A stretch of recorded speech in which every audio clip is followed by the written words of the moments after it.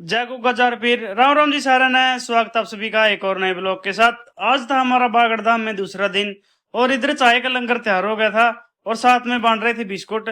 और फिर मैंने भी गर्मा गर्म चाय पी ली थी। पी कर चाय मैं यश और हरमन निकल पड़े थे मेले की ओर। वहां जाकर मेला देखा और फिर अपना पहुंच गए थे गुग्गा माड़ी पे। इधर तक वापसी आए तो इधर लंगर की तैयारियां चल रही थी। सवेरे का नाश्ता रेडी हो गया था। मैंने भी लाइन में बैठकर नाश्ता कर लिया था। ये थे अपने आंसू भाई खड़खड़ा था। और फिर सारे जने नहा धो को लिए थे रेडी और फिर निकल पड़े थे गोरख टीला की ओर। और ये थे अपने समैये जो बाबा के भजन गा रहे थे और ये थे सारी संगत जो चल रही थी बाबा जी के पीछे। शिखर दोपहरी का टाइम हो रहा था। रेता भी पूरा तप रहा था और सारे जने चल रहे थे गोरख टीला की ओर। और कुछ बंदे के तो पाँव में छाले भी पड़ गए थे। और बीच रास्ते में दो तीन बालक लग गए थे ढोल वाले संगत के आगे आगे। बाबा के जयकारे लांदे हुए और सारी संगत पहुंच गई थी गोरख टीले के ऊपर। और फिर हम जाकर लग गए थे लाइन में। ये आ गया था बाबा जी का धूना। इधर से फिर सबने मत्था टेक लिया था और फिर यहाँ से मत्था टेक के सब स्थानों पर आ गए थे बाहर की तरफ।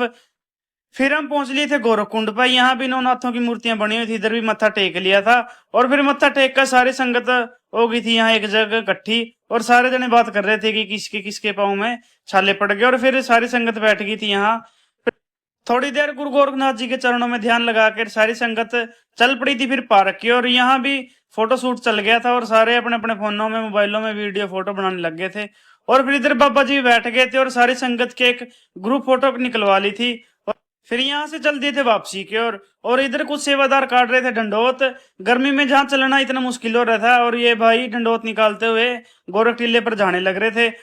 और फिर हम भी मेले का आनंद लेते हुए ऊंटों को और सारा मेला देखते हुए वापसी पहुंच गए थे अपनी धर्मशाला में। धर्मशाला में जाके फिर से प्रसाद तैयार हो गया था।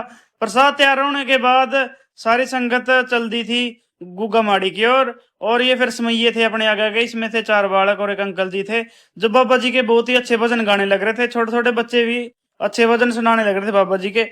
और फिर इसी के साथ हम पहुंच गए थे गुग्गा माड़ी।